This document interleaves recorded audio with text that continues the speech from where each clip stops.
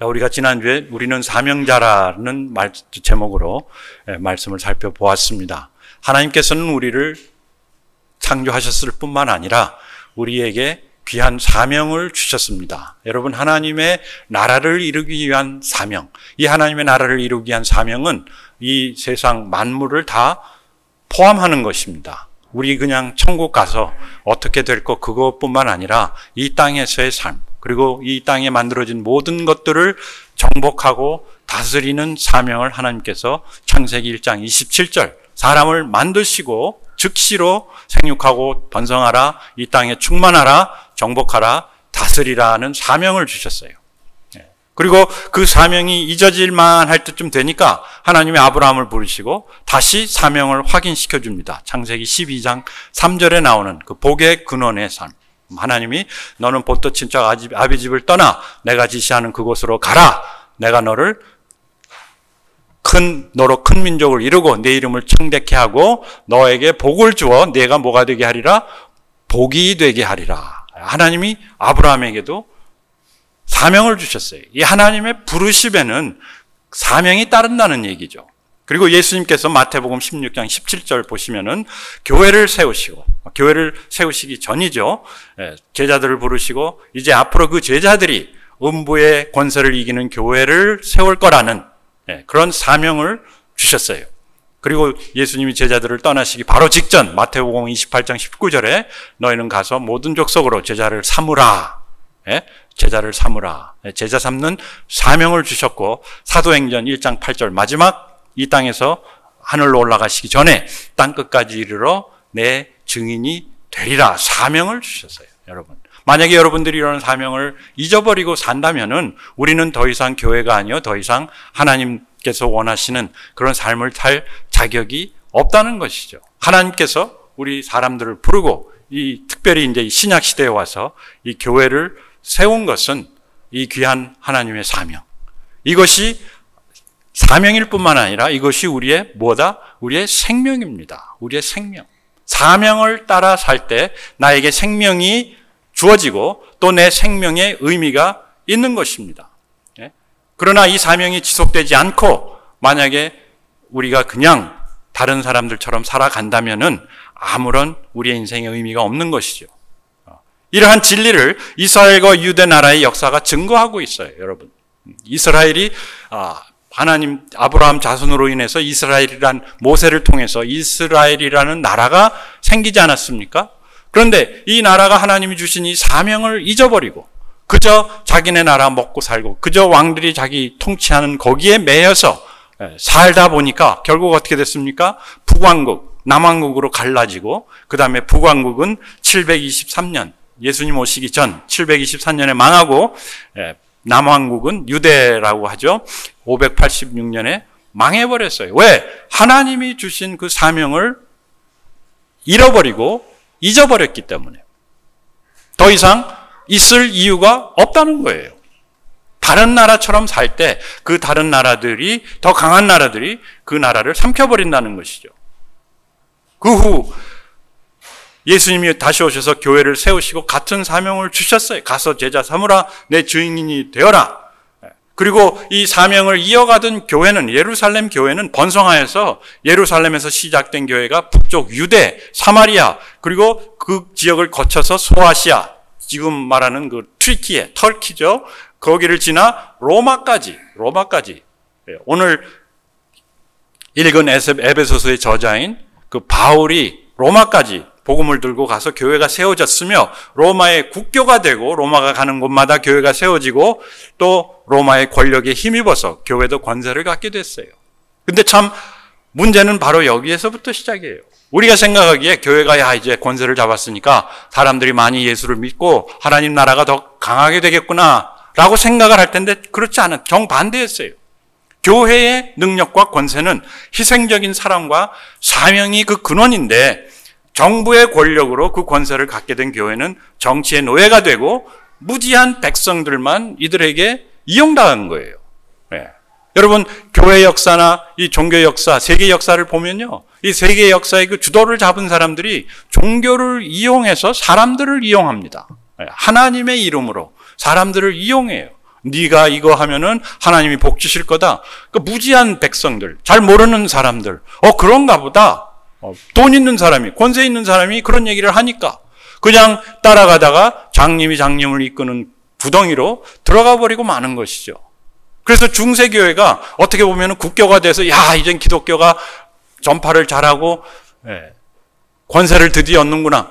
그게 아니어서 오히려 그게 사냥길이었다는 것이죠. 그리고 더 안타까운 것은 그걸 모르고 따라가는 많은 무지한 백성들. 지도자들은 알고 있었죠. 이건 아니다라는 거. 그러나 자신들이 갖고 있는 권세와 그러한 부귀영화를 놓을 수가 없었던 것이죠.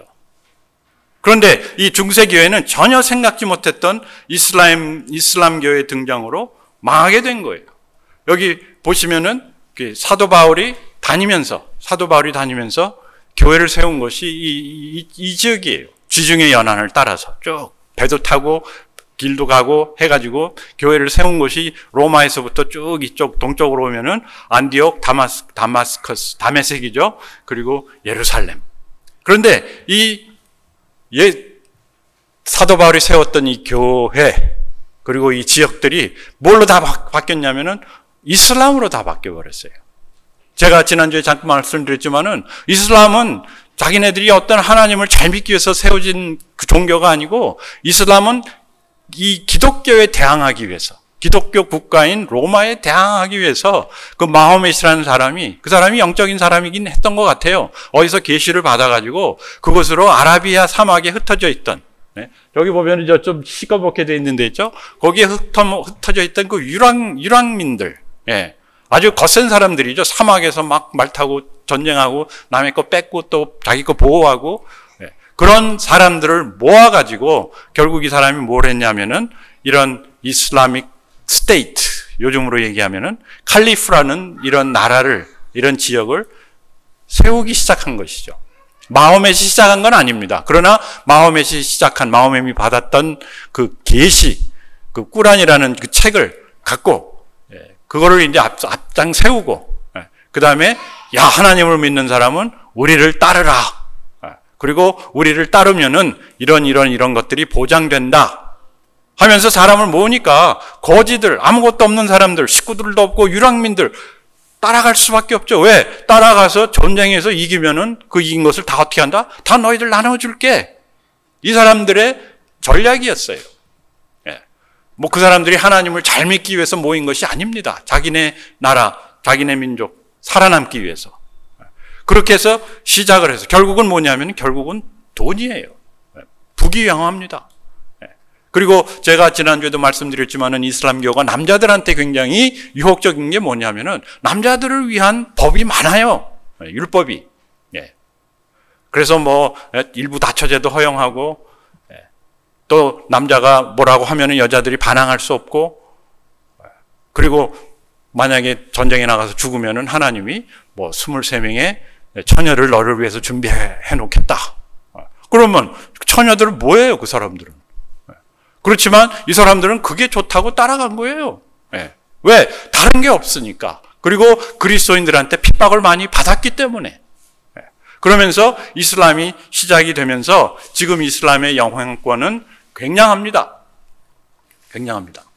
제가 이슬람에게 뺏긴 우리 성도들을 다 불러 모으자 그 얘기가 아닙니다. 이슬람권에서 사는 사람들의 삶이 너무나 비참해서 그래요. 아까도 얘기했지만은 그 여자분들의 삶. 그건 삶이 아니죠. 노예입니다. 노예입니다. 그런데 예수님이 2000년 전에 오셔서 처음 하신 것이 뭐냐면은 그런 노예들을 해방하는, 그런 억눌려 있는 사람들을 해방시켜주는 그 사역을 하셨거든요. 그래서 여성의 인권을 제일 인정해 준 사람이 예수님이에요. 죽어가는, 버려지는 그 여아이들을 데려다가 키우신 분이 예수님이에요.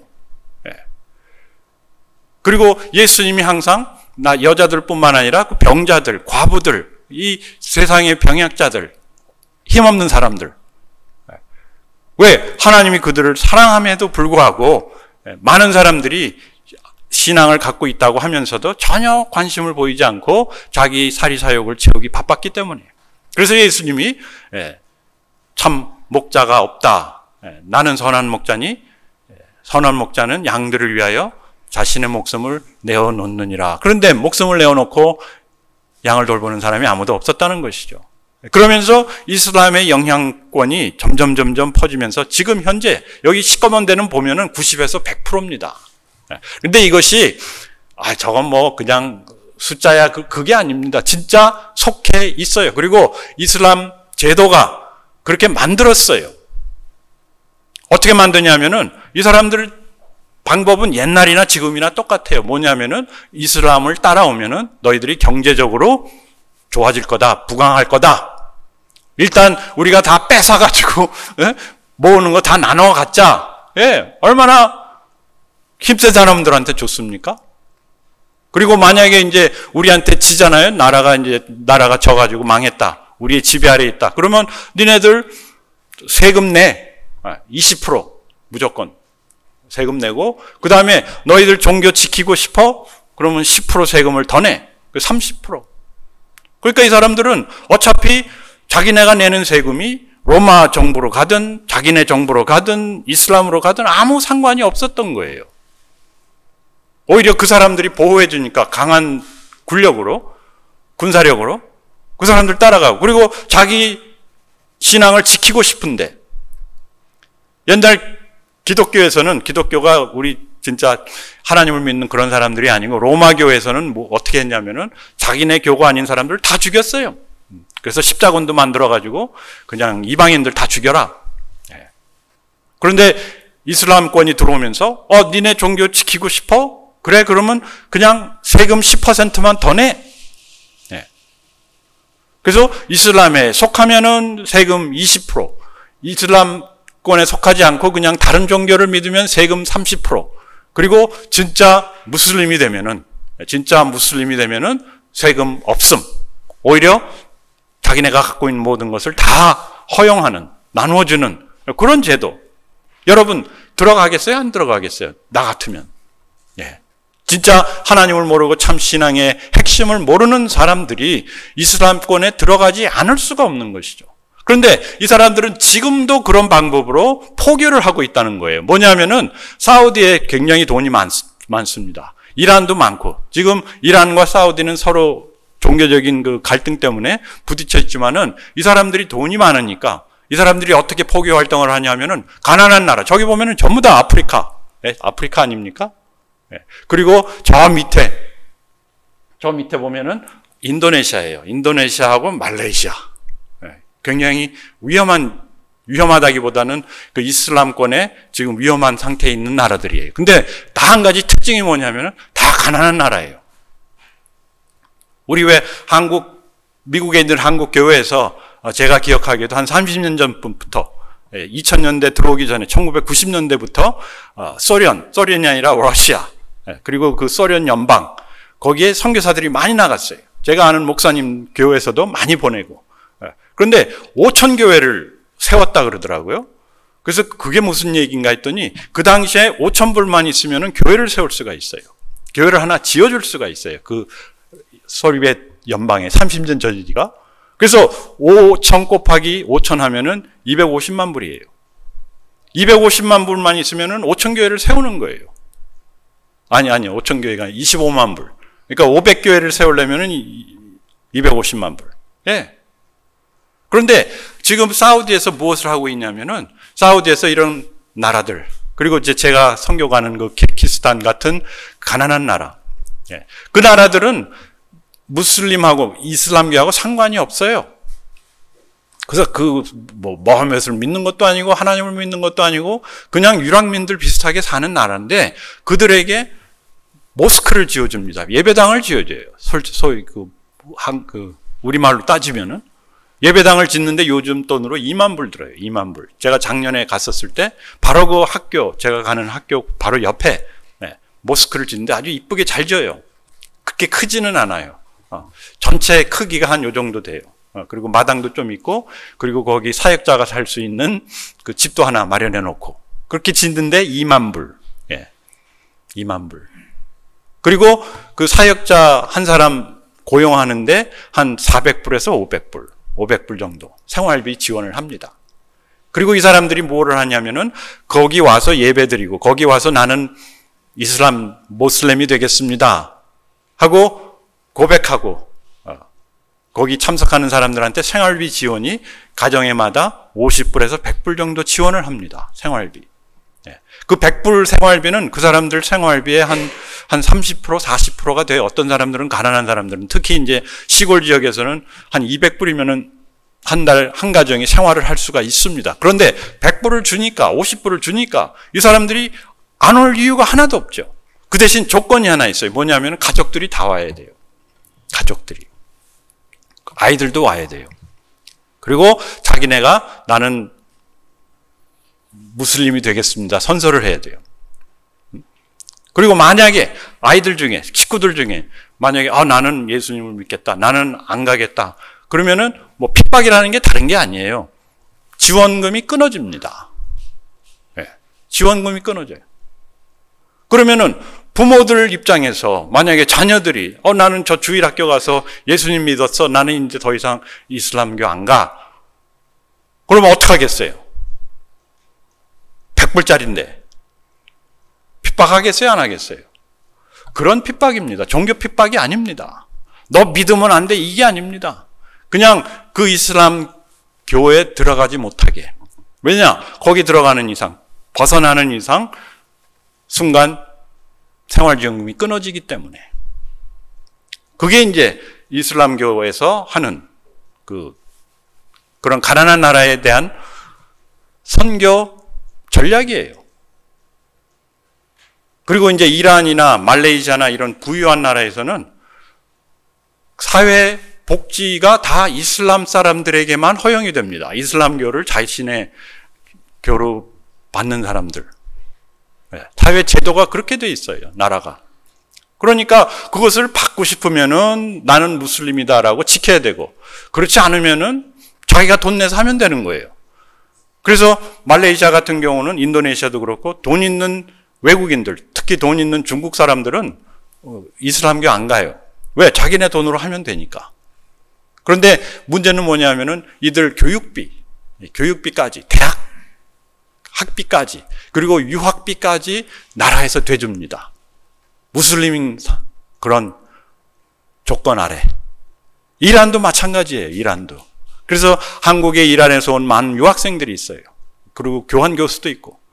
제가 그분들하고 만나서 얘기해 보면은 자기가 교회를 못 가는 이유는 내가 뭐 예수를 안 믿고 그게 아니고, 내가 만약에 교회를 가는 것을 알게 되면은 나는 나라에서 나오는 장학금을 받지 못한다.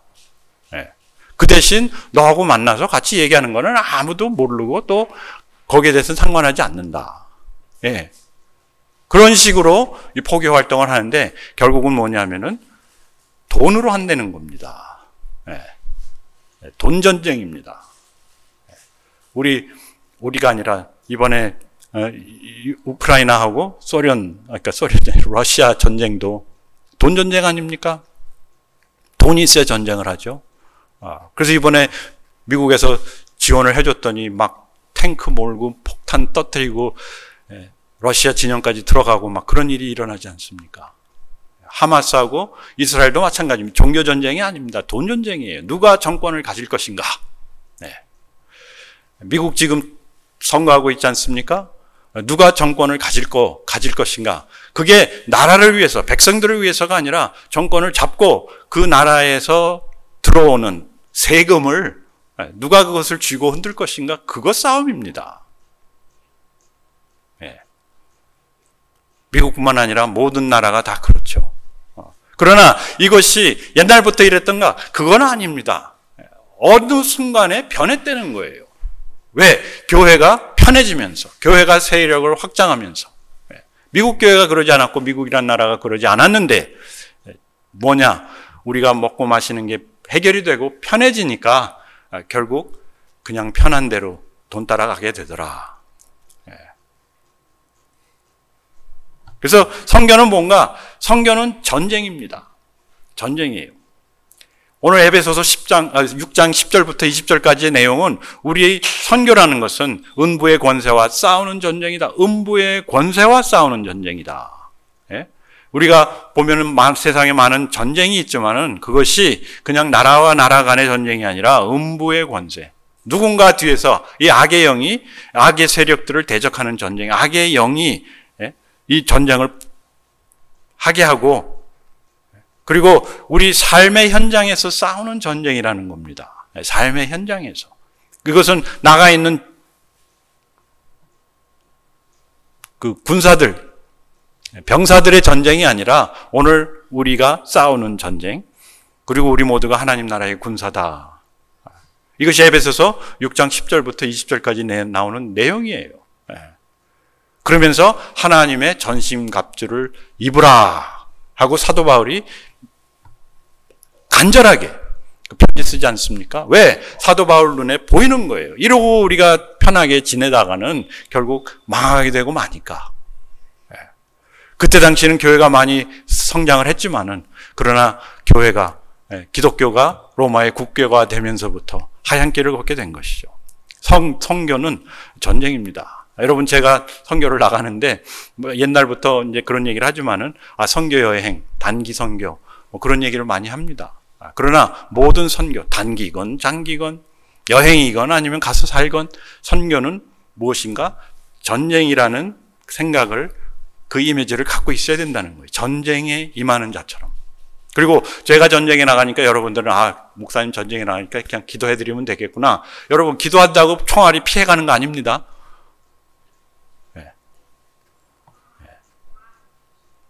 그래서 전쟁을 어떻게 해야 될 건가? 전쟁은 적을 알아야 돼요. 적을 알아야 됩니다. 12절 말씀 보면은 우리의 씨름은 혈과 육을 상대하는 것이 아니요 통치자들과 권세들과 이 어둠의 세상 주관자들과 하늘에 있는 악의 영들을 상대함이라. 여러분 악의 영이 있다는 것을 믿어야 돼요. 우리가 하나님의 영이 있다는 것을 믿는다면은 악의 영, 성령이 있다고 믿으시면은 악령도 있는 것을 우리가 기억을 해야 돼요. 성령에 반대하는 그 누굽니까? 그 하나님을 모시던 그 천사장, 땅에 떨어진 별이라고 표현을 하는데 그 자가 사람들을 유혹하고 사람들을 망하게 그리고 서로 싸움을 붙인다는 거예요. 그 악의 영들을 대함이라. 우리가 적을 할 때 전쟁을 얼마를 이길 수 있어요? 전쟁의 50%는 이길 수 있다. 누군가가 얘기했던 것 같은데 누군지는 잘 모르겠는데. 그리고 두 번째 뭐냐면은 나를 할 때 그 전쟁을 확실히 이긴다.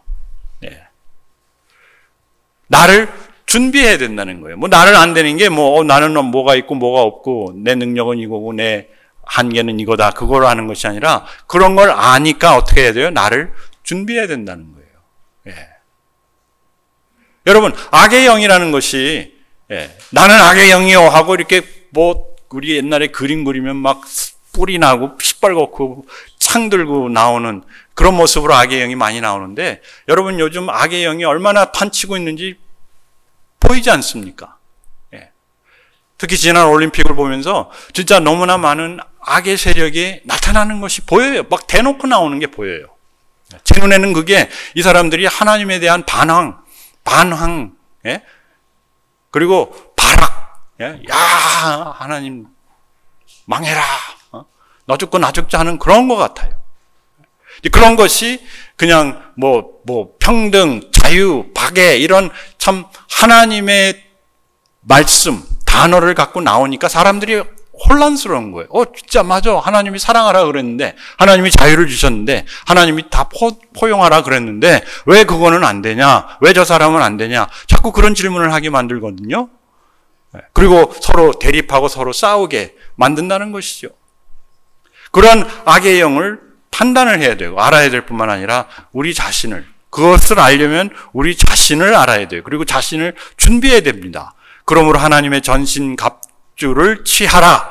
이는 악한 날에 너희가 능히 대적하고 모든 일을 행한 후에 서기 위함이라. 우리가 살아남기 위해서 전신갑주를 취해야 되는데 얼마만큼의 전신갑주를 우리는 취하고 사는가. 나는 후방에 있으니까. 여러분 미국이 2차 대전을 이긴 이유가 뭔지 아십니까? 그 뒤에 후방에 전쟁 물자를 만드는 여자분들이 있었다는 거예요.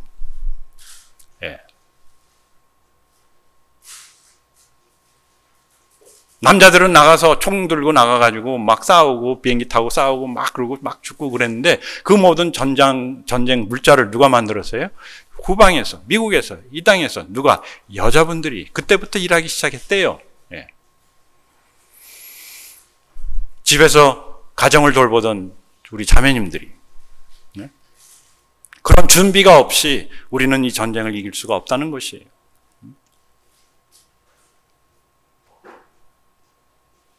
여러분은 어떤 전신갑주가 필요합니까? 전신갑주를 입고 있습니까? 거기 보면 그래서 헬멧부터 시작해서 가슴을 막는 그 방패, 뭐 손에 드는 방패, 칼, 그리고 신발 다 준비하라.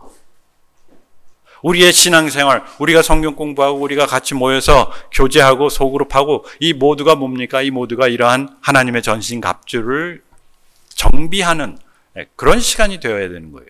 예배 시간도 마찬가지고. 그렇다고 우리가 뭐 어디 나가서 싸움할 준비를 뭐 상대방에게 시비 걸 준비를 하려는 것이 아니라, 왜냐? 이러한 공격이 우리가 지금 언제 어디서 들어올까가 아니라 지금 들어와 있기 때문이에요, 벌써. 여러분 가정에 벌써 들어와 있습니다. 자녀들을 통해서 들어와 있어요.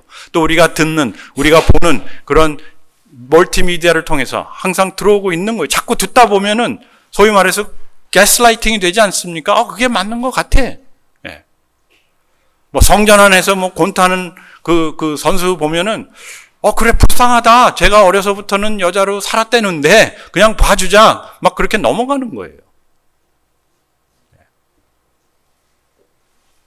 그러한 사람들이 불쌍한 거는 당연한 거지만은, 그러나 뭐 자기가 원한다고 해서 남자가 되고 여자가 되고 그거는 아니라는 것이죠. 그런 것을 분별할 뿐만 아니라 그런 것이 여기에 와 있음을 알고 우리를 준비하고, 세 번째로 총력을 다해야 된다. 우리가 가진 모든 자원을 모아야 된다는 거예요. 그래서 사도 바울이 18절에 모든 기도와 간구를 하되 항상 성령 안에서 기도하고 이를 위하여 깨어 구하기를 항상 힘쓰며 여러 성도를 위하여 구하라. 모든 기도와. 여러분 기도는 그냥 하나님께 외치는 것이 아니에요. 기도를 하기 전에 뭐예요? 여러 성도들을 위하여 구하라. 성령 안에서 구하고 이를 위하여 깨어 구하기를. 뭐냐면은 우리가 영적으로 깨어 있어야 된다는 거예요. 분별할 수 있어야 되고 내가 무엇이 부족한가를 알아야 되고 서로를 살펴봐야 된다. 그런 상황에서 나오는 기도가 진짜 기도지. 하나님 이분이 무슨 기도 부탁을 했습니다. 하나님 지금 이스라엘과 하마스가 전쟁을 하고 있습니다. 이기게 해주시옵소서. 뭐 누가 당선되게 해주시옵소서. 그게 기도가 아니라는 얘기예요. 우리가 관심을 갖고 참 우리의 사명이 무엇인가, 우리가 해야 되는 사역이 무엇인가, 또 나는 어떠한 사람인가, 내가 무엇이 필요한가를 분별하면서 그것을 놓고 서로를 위하여 기도하라. 왜? 저는 저 자신의 필요를 잘 모를 때도 있고, 그리고 제가 제 필요를 채울 그런 능력도 없을 때도 있고. 그러면서 네 번째, 우리 각자에게 주어진 사명을 감당해야 되는 거예요. 왜? 이건 전쟁이기 때문에. 여러분 선교만이 전쟁이 아니라 우리가 해야 되는 우리 교회의 사명이 이 전쟁에 나가는 사명입니다. 그래서 사도 바울이 말씀을 맺습니다. 이 일을 위하여 내가 쇠사슬에 매인 사신이 된 것은 나로 이 일에 당연히 할 말을 담대히 하게 하려 함이심이라. 뭐냐면은 자기에게 주어진 이 사명을 감당할 수 있도록, 내가 이것을 담대하게 이행할 수 있도록, 분명히 내가 가진 이것이 사람들이 필요한 것이 분명한데 이것을 잘 가서 전하고 잘 가서 선포할 수 있도록 나를 위하여 기도하라. 그런데 이러한 사명이 바울에게만 주어진 것이 아니라는 것이에요. 여러분 각자 우리 모두에게 주어졌습니다. 저는 제가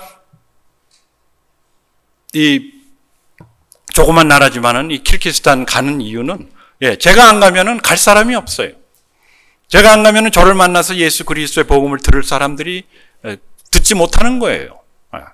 뭐 세상에 뭐 수십억이 있지만은 제가 수십억 사람을 다 하지는 못해도 저에게 맡겨진, 그리고 저는 저에게 맡겨진 것이 아니라 우리 교회에게 맡겨주시는 하나님의 사명이라고 생각해요. 사명의 일부분. 그것이 그쪽 가서 하나님의 말씀을 전하는 근데 만약에 제가 하지 않으면은 할 사람이 없다는 거예요. 뭐 선교사들이 많고 뭐 많은데 전혀 그렇지 않아요.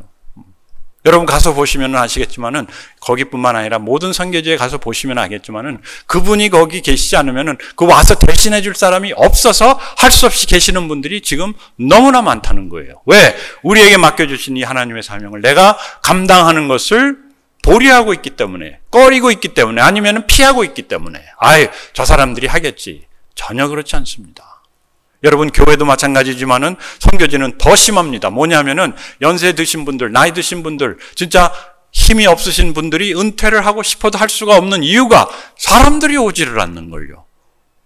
그러면 뭐 그냥 놔두면 하나님이 알아서 하시겠지.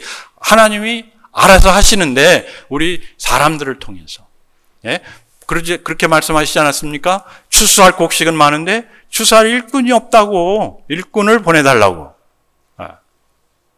그렇다고 제가 여러분들 가서 선교사가 되라는 얘기가 아니라 우리가 이러한 상황 속에서 진짜 나가신 분들, 또 나가는 분들, 또 여기 계신 분들이 모든 것을 합해서 이 사명을 감당하지 않으면은 그러면 우리는 이 자리에서 예배드릴 아무런 이유가 없다는 겁니다. 이 교회가 만약에 살아서 움직이고 이 교회가 이 지역에서 참 교회로 성장을 하기를 원한다면은 우리는 우리에게 맡겨진 나의 사명을 내가 감당해야 된다는 것이죠. 예. 사도 바울이 여기서 내가 쇠사슬에 매였다고 하는데 여러분 우리는 또 어떻게 보면은 쇠사슬에 다 연결이 되어 있습니다. 그런데 만약에 내가 만약에 그 미싱 링크가 되어버린다. 끊어졌다. 그러면 어떻게 됩니까? 나와 연결된 사람들이 다 어떻게 되는지 모르는 것이죠. 그래서 제가 가는 이유는 단 하나입니다. 이것을 하나님께서 뭐 오래전은 아니지만 2년 전에 시작을 했는데 여기서 멈추기에는 너무나 하나님의 뜻이 아닌 것 같고 그리고 앞으로 하나님의 뜻이 어디에 있는지를 알려고 계속 갈 뿐만 아니라 거기에서 진짜 예수 그리스도를 만나고 하나님의 말씀을 알고 자유를 얻고 생명을 얻고 또 그 생명으로 이웃에게 전도할 수 있는 그러한 하나님의 사람들이 분명히 태어날 것이라는 것을 확신하기 때문에 한 명을 통해서 나라를 구원하시는 하나님, 분명히 그러한 역사가 그 학교, 그 선교, 또 제가 하는 선교, 또 많은 선교사들의 선교의 열매가 되리라 믿습니다. 우리 같이 기도하겠습니다.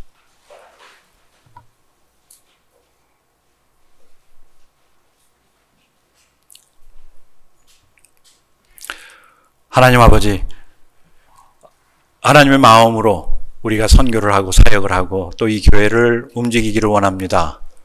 하나님의 마음이 없이 그냥 우리 인간적인 생각으로 하는 것이 아니라 진실로 말씀을 통해서 오는 그 하나님의 지혜와 하나님의 말씀이 우리를 변화시켜 주시고 우리의 마음을 뜨겁게 하시고 하나님의 마음이 가는 곳에 우리도 가게 하시고 하나님의 마음이 가는 곳에 우리의 모든 물질들, 시간들이 가게 하시옵시고 기도하게 하시옵소서. 하나님께서 우리 이 자리에 모인 우리 사랑하는 형제 자매들 한 사람 한 사람 분명한 사명을 주셨음을 믿습니다.